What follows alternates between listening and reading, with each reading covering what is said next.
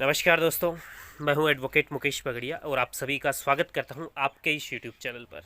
आज हम बात करने वाले हैं कि जब किसी मामले में चार्जशीट यानी आरोप पत्र यानी चालान किसी व्यक्ति विशेष के खिलाफ जो अभियुक्त है, जो एक्यूज्ड है, जो मुलजिम है, पेश कर दिया जाता है तो क्या ऐसी दशा में वह व्यक्ति जेल में ही रहता है या उसे जेल में ही डाल दिया जाता है। आज इस विषय पर चर्चा करने वाले हैं। इससे पहले एक छोटा सा निवेदन है कि मेरा ही एक चैनल है adv.मुकेश बगड़िया व्लॉग चैनल है, इधर उधर घूमने के वीडियो आते हैं, तो उसे भी आप सब्सक्राइब कर लें। और इसके साथ साथ इस चैनल को भी अगर आपने सब्सक्राइब नहीं किया है तो चैनल को सब्सक्राइब कर ले, बेल आइकन भी अवश्य दबा ले ताकि आपको मिलती रहे इन्फॉर्मेटिव जितने भी मेरे वीडियो आने वाले हैं उनकी सूचना, उनकी जानकारी।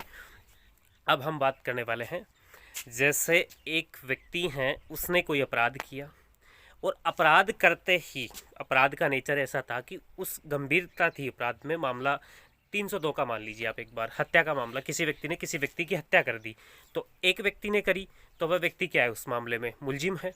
पुलिस ने उस व्यक्ति को अरेस्ट किया और अरेस्ट करने के बाद कोर्ट में पेश किया विद इन 24 आवर्स।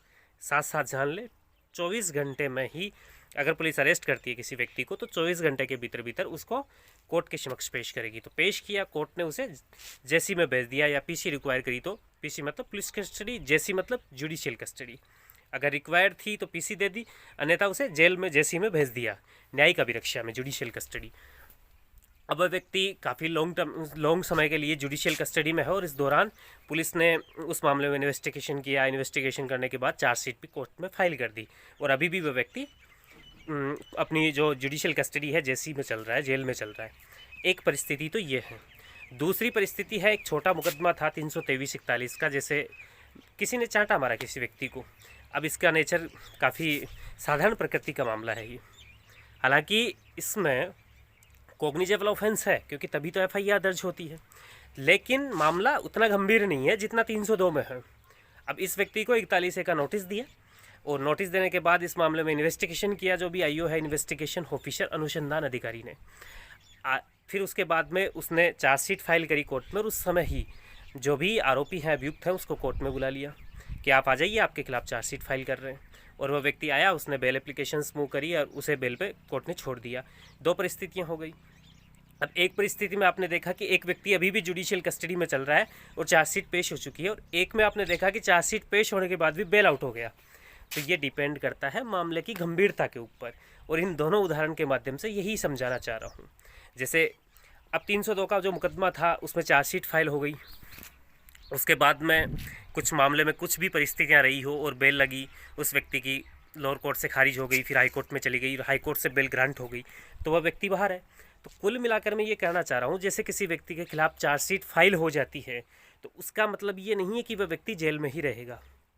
अगर कोर्ट उचित समझता है तो उसे जमानत का लाभ दे सकता है, ऐसा डिपेंड करता है। दूसरी सबसे बड़ी चीज़ ये है कि चार्जशीट, आरोप पत्र, चालान जब कोर्ट में पेश होता है किसी व्यक्ति के खिलाफ तो उस मामले में कोर्ट विचारण करता है उस मामले का।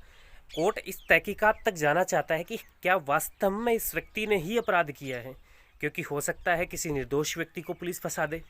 तो ऐसी दशा में भी कोर्ट ये चाहती है कि ज़्यादा से ज़्यादा अभियुक्त को जमानत का लाभ दिया जाए ताकि निर्दोष व्यक्ति फंसे नहीं, और ट्रायल जो विचारण चलता है उस विचारण में भी किसी प्रकार की कोई दिक्कत नहीं आए, किसी प्रकार की किसी ऐसे व्यक्ति को भी जो कोर्ट है जमानत का लाभ नहीं देगा जो विचारण को या साक्ष्य को किसी प्रकार से प्रभावित करने की संभावना उससे हो। तो इन सारे पहलुओं को ध्यान में रखते हुए जब चार्जशीट फाइल हो जाती हैं तो भी संभावना है कि कोई व्यक्ति जो मामले की गंभीरता को देखते हुए तय किया जाता है, जो एक्यूज है, जेल में रह सकता है और कोई व्यक्ति बाहर रह सकता है, जो मामले की गंभीरता के ऊपर डिपेंड करता है कि मामला कितना गंभीर है।